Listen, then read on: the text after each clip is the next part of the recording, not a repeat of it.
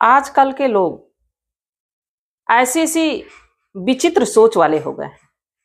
अगर जो किसी के सर पे ये हवस का भूत चढ़ जा रहा है तो वो लोग ये भूल जा रहे हैं कि हमारा रिश्ता क्या है, हमारी उम्र क्या है, क्या हम जो कर रहे हैं वो ठीक कर रहे हैं या खराब कर रहे हैं। सारी बातों को भूल के अपनी भूख को शांत करने के लिए किसी भी हद तक गिरना हो, किसी भी हद तक जाना हो, लोग चले जा रहे हैं। आज की घटना जो मैं आप लोगों को सुनाने जा रही हूँ, ये घटना दिल को दहला देने वाली है। एक मासूम को कैसे फंसा दिया जाता है, कैसे उसका जीवन बर्बाद हो जाता है, कैसे वो व्यक्ति अपने ही जीवन को बचाने के लिए लोगों से, प्रशासन वालों से मदद मांगता है। नमस्कार, मैं सावित्री यादव आप सभी का यस की वारदात में स्वागत करती हूँ। उम्मीद है यस की वारदात तक की सारी फैमिली अच्छी होगी, अपना ख्याल रख रही होगी।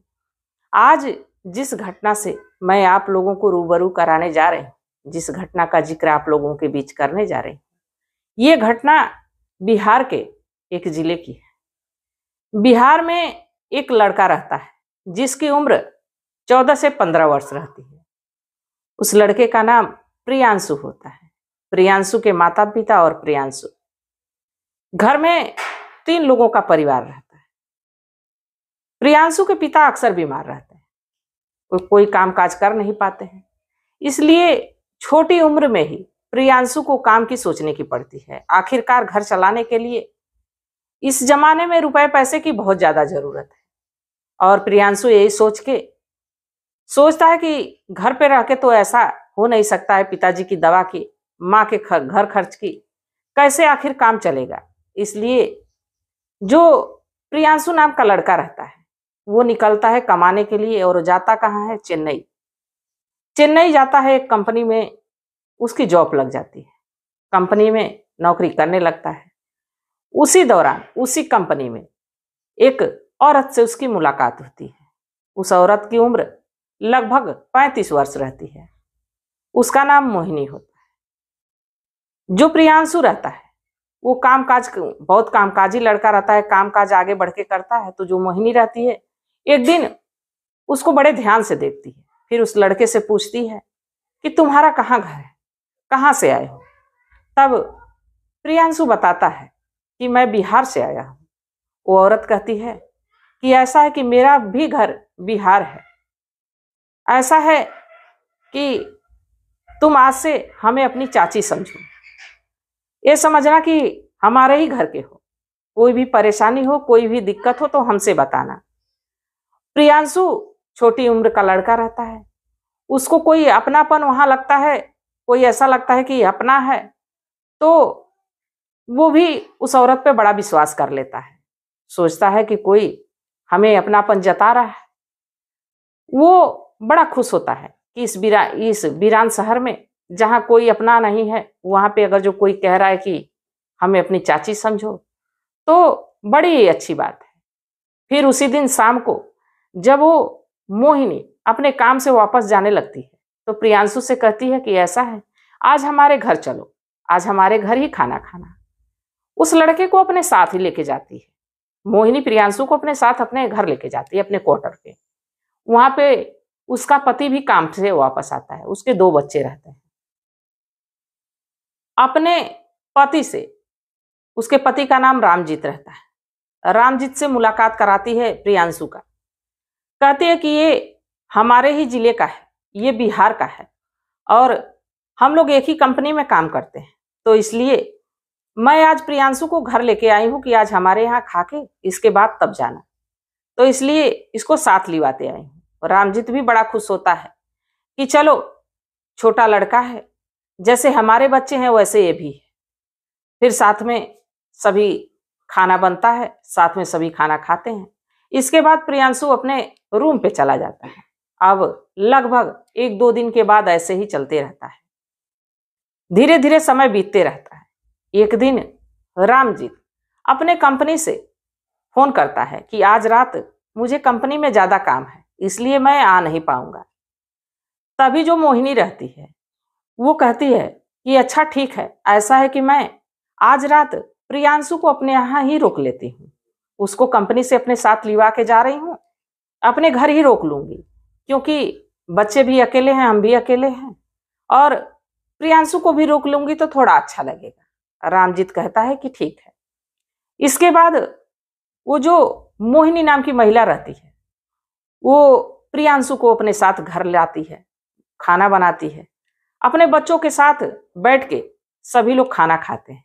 इसके बाद प्रियांशु को एक कमरे में बिस्तर लगा के सुला देती है, अपने अपने बच्चों के साथ सोने चली जाती है। लगभग रात के 11-12 बजते हैं, तब जो मोहिनी रहती है वो आती है जहां प्रियांशु सोया रहता है, आती है, उसके हाथ पैर को सहलाने लगती है, उसके शरीर पे हाथ को फेरने लगती है। प्रियांशु चौंक के उठ के बैठ जाता है, कहता है चाची ये क्या कर रही हो? फिर मोहिनी कहती है कि ऐसा है, चुपचाप लेटे रहो, थोड़ी देर में तुम्हें बहुत अच्छा लगेगा। इसके बाद अपनी हरकत जारी रखती है। वो औरत तो हवस की भूखी थी, उसको ये नहीं दिख रहा था कि ये बच्चा हमारे लड़के की, हमारे बेटा बेटी की उम्र का है। उसके शरीर पे हाथ फेरती रहती है, इसके बाद उसके साथ संबंध बनाती है। अब उस लड़के को भी अच्छा लगता है। फिर अगले दिन में ऐसा करती है, कंपनी से छुट्टी लेती है। इसके बाद उस प्रियांशु को बुलाती है अपने कमरे पे, इसके बाद उसके साथ संबंध बनाती है। धीरे धीरे ऐसे कई दिनों तक चलता रहता है, कई दिनों क्या कई महीनों तक चलता रहा। इसके बाद एक दिन में ही प्रियांशु को अपने कमरे पे बुलाई और उससे संबंध बनाई रही होती है कि इतने में रामजीत अचानक से अपनी कंपनी से वापस आ जाता है और दोनों को देख लेता है। जब दोनों को देखता है तो उस समय धैर्य से वो काम लेता है, कुछ नहीं बोलता है, दोनों को पास बैठाता है, बुलाता है। मोहिनी से कहता है कि तुम तो समझदार हो, तुम्हारी तो उम्र इतनी हो गई है कि तुम्हें समझ में आ जाना चाहिए, और जो इस लड़के के साथ कर रही हो वो ठीक नहीं है। ये लड़का तो नादान है, नासमझ है, बच्चा है, बाकी तुम तो समझदार थी, तुमको तो ऐसा नहीं करना चाहिए था। बाकी उस लड़के से भी कहता है कि बेटा तुमसे जो गलती हुई है उस गलती को दोबारा मत करना, क्योंकि तुम्हारी जिंदगी खराब हो जाएगी, तुम्हारा भविष्य खराब हो जाएगा। उस लड़के को भी समझाता है और मोहिनी को भी समझाता है। फिर वहां से वो लड़का प्रियांशु चला जाता है अपने कमरे पे। धीरे धीरे 2-4 दिन बीतते हैं। फिर अब जिस चीज की लत लग चुकी हो उससे वो कहाँ मानता है। प्रियांशु फिर एक दिन रात में चुपके से आता है, फिर मोहिनी उसके साथ संबंध बना रही होती है। तब तक रामजीत की नींद खुलती है। रामजीत देखता है, जब ये कृत्य देखता है तो वो समझ जाता है कि ये तो मानेगी नहीं। फिर मोहिनी से बात करता है, कहता है कि तुम या तो मान जाओ, नहीं तो मैं तुमको छोड़ के चला जाऊंगा। मोहिनी कहती है ठीक है, तुमको जाना है, तुम्हारे बच्चे हैं, तुम अपने बच्चों को लेके जा सकते हो, मैं तो इसी के साथ रहूंगी। फिर रामजीत गुस्से में अगले दिन अपने बच्चों को उठाता है और चेन्नई से सीधे बिहार चला आता है। अब चेन्नई में मोहिनी बसती है और प्रियांशु, अब दोनों एक ही साथ एक ही कमरे पे रहने लगते हैं। धीरे धीरे समय गुजरने लगता है। अब प्रियांशु को भी मोहिनी के साथ अच्छा लगता है रहना, और मोहिनी को तो खैर अच्छा लग ही रहा था। अब धीरे धीरे जब समय बीता तो मोहिनी प्रेशर डालने लगी प्रियांशु पे कि तुम मुझसे शादी करो। वो लड़का कहता है कि अभी मत, मैं 14 से 15 वर्ष का हूं, मैं विवाह करूंगा, मेरे माता पिता इसकी सहमति नहीं देंगे, वो लोग अभी मेरा विवाह नहीं करेंगे, और अभी तुम्हारे जैसी औरत से, तुम तो बड़ी उम्र की हो। इसके बाद जो मोहिनी रहती है आग बबूला हो जाती है, कहती है कि इतने दिनों से तुम हमारे साथ सारी संबंध में, इसलिए विवाह तो तुम्हें हम ही से करना पड़ेगा। वो लड़का नाना कितना हूँ कहता है, बाकी मोहिनी नहीं मानती। मोहिनी हमेशा उस पर दबाव बनाती रहती है। अब इस बात से प्रियांशु बड़ा परेशान हो जाता है। उसके समझ में नहीं आता है कि आखिर इसके चंगुल से मैं निकलूंगा कैसे, आखिर यहां से मैं बाहर कैसे जाऊंगा, आखिर मेरा क्या होगा, यही सोचता समझता रहता है। तब तक उसके दिमाग में पता नहीं कहां से उटपटांग ख्याल आता है। एक दिन मोहिनी अपनी कंपनी पे चली जाती है और दिन में ही प्रियांशु एक धारदार चाकू खरीद के लाता है और बिस्तर के नीचे छिपा देता है। शाम को मोहिनी रोज की तरह आती है, खाना बनाती है, दोनों खाते हैं। इसके बाद सोने चले जाते हैं।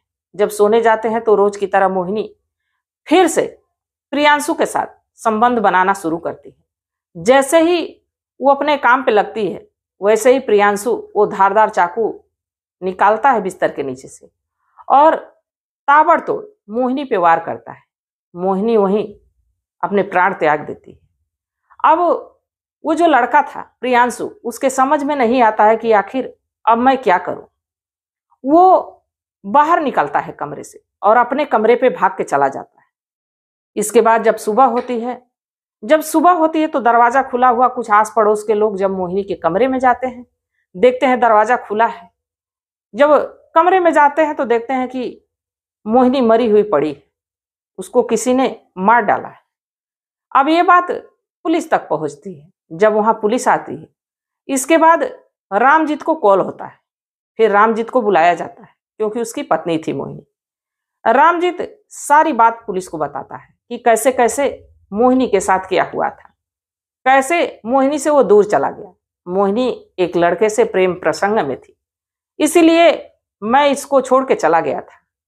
फिर जब रामजीत बताता है तो प्रियांशु को पुलिस पकड़ती है। जब प्रियांशु को पुलिस पकड़ती है तो कुछ बोलने की जरूरत ही नहीं पड़ती है। डर के मारे प्रियांशु सारी बात बता देता है कि कैसे वो अपने चंगुल में मोहिनी हमको फंसाती है। इसके बाद हमको शादी का बात बार बार कह के प्रेशर हमको देती रहती है, हमको दिमागी रूप से डिस्टर्ब करती थी। मैं परेशान हो गया था, इसलिए मैं उसकी हत्या कर दिया। मैंने ही इसको मारा है चाकुओं से गोद के। तो वो लड़का अब सरकार से, प्रशासन वालों से मदद की गुहार करता है। बाकी उसको बाल सुधार गृह भेज दिया जाता है। आखिर इसमें उस लड़के का क्या दोष था? वो तो अपने माता पिता के लिए, कमाने के लिए, उनके खर्च को देखने के लिए शहर में गया कमाने। बाकी ऐसी औरत के चंगुल में फंसा कि वो औरत उसकी जिंदगी तो खराब की, अपनी भी जान से हाथ धोना पड़ा, अपने भी परिवार को अस्त व्यस्त कर दी, अपने ही बाल बच्चों को दूर कर दी। तो ऐसी ऐसी घटनाएं हम लोगों के बीच घटती रहती हैं। आप लोगों की क्या राय है? आप लोग कमेंट सेक्शन में जरूर बताइएगा। और इन घटनाओं को सुनाने का मेरा तात्पर्य ये नहीं है कि किसी की भावनाओं को ठेस पहुंचाई जाए, बल्कि बस इसलिए कि लोगों को जागरूक किया जाए, लोगों तक इस घटना को पहुंचाई जाए। तो आप लोगों की क्या राय है? आप लोग जरूर बताइएगा।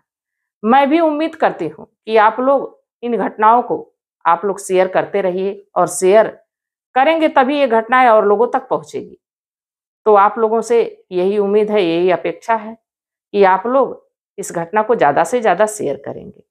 मिलते हैं कल एक नई वीडियो के साथ। तब तक आप लोग अपना ध्यान रखिए, सतर्क रहिए। जय हिंद, जय भारत।